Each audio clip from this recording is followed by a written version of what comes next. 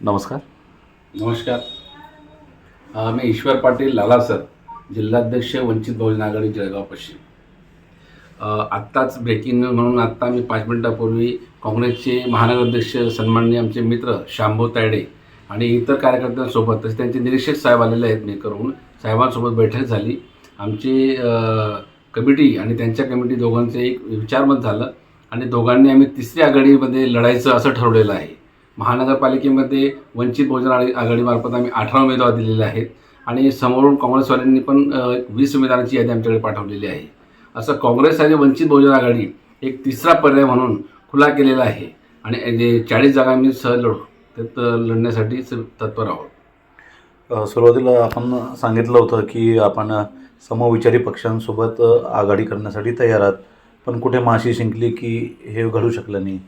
Actually Congress पण आमचा समविचार पक्षच आहे, तो विषय नाही आहे. काँग्रेससोबत पण बोलणं चालू होतं, पण जास्त करून आमच्या बैठका ह्या शरदचंद्रजी पवार तुतारीसोबत होत्या. यामध्ये 2 ते 3 वेळा आम्ही बसलो आणि एकमेकांचे विचार सांगण्याचा प्रयत्न केला.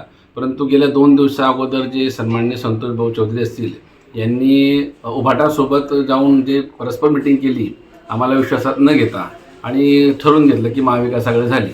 त्यानंतर तरी पण आम्ही त्यासोबत गेलो आणि बैठक झाली, परंतु आम्हाला मान सन्मानाने जेवढ्या जागा हव्या होत्या त्या जागा देण्यासाठी त्यांनी नकार दिला.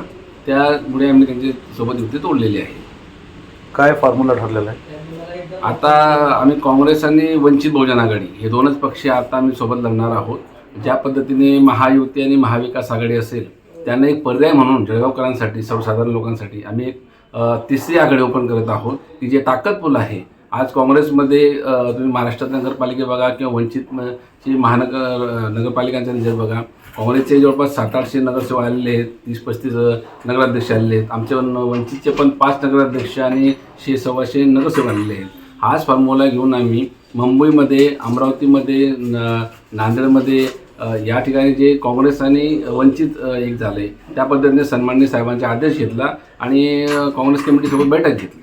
माझ्यासोबत माझे जिल्हा कार्यकारिणी पण होते, सन्माननीय प्रवीणदादा सपकाळे होते, हरिचंद्र सोनवणे होते, प्रतिलाल पवार सर होते, महानगराध्यक्ष ललित भाऊ होता आणि जितेंद्र केदार युवक जिल्हाध्यक्ष. आमची कमिटीने ठरवलं की जी फॉर्मॅलिटी आपली मुंबईला आहे त्या पद्धतीने आपण काँग्रेससोबत लढायचं आणि जळगावमध्ये परिवर्तन करून दाखवायचं. किती सीटावर लढणार आहात? हे बघा, ज्या पार्टींनी सोबत आमचं बोलणं चालू होतं त्यांनी त्यांच्या स्वतःच्या इगोमुळे आम्हाला नाकारण्यात आलं, परंतु आम्ही आमची ताकद दाखवून देऊ. साधारणतः 40 सीटा आम्ही दोघं मिळून नक्की लढणार आहोत. 40 सीटपर्यंत आपण लढू. आणि असे किती उमेदवार जिंकून येण्याची क्षमता आहे ज्यांच्या काँग्रेसमधनं आणि वंचित बहुजन आघाडी दोघे मिळून 10 पण निघाल तर भरपूर आहे. आम्हाला 10 उमेदवार पण आम्ही पुरेपूर उमेदवार काढण्याचा प्रयत्न करू, पण 5-7 नगरसेवक आम्ही वंचितचे नक्की काढू.